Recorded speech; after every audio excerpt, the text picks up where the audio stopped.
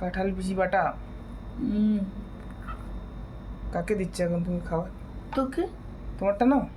দেবো আর দেবো বাটা? না, আজকে খিদা পেয়েছে অনেক। হ্যাঁ, আজকে খিদা পেয়ে গেছে, অনেক সকালে নাস্তা হয়ে গেছে না।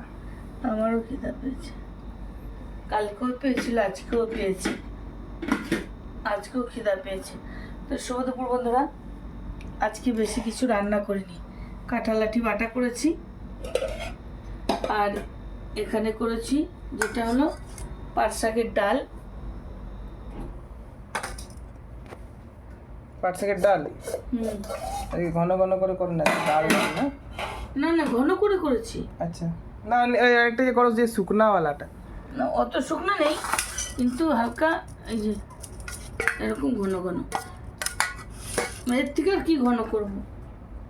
আর এখানে করেছি ঝিঙে আলু পোস্ত, বহুদিন পর।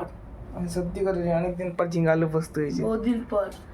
আর এটা হলো আচার, এটা 2 বছর আগের আচার, মায়ের ঘরে বানানো আচার। আজকে নিরামিষ, নতুন দারুণ লাগে। আচারটা খাচ্ছি না এখনো, ভালো মতন সিদ্ধ হয়নি। আরো রোদ পাবে, ওটা তবেই হবে। হ্যাঁ, এটা 2 বছর আগের আচার।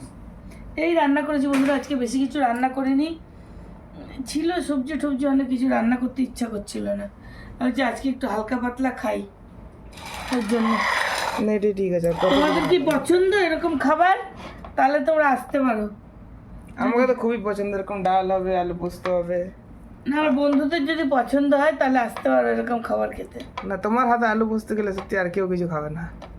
আর এই যে এই কাঁঠাল লাঠি দিয়ে বাটা দিয়ে তো খাওয়া হয়ে যাবে, এত টেস্ট, এটাই তো সব থেকে ভালো খাবার।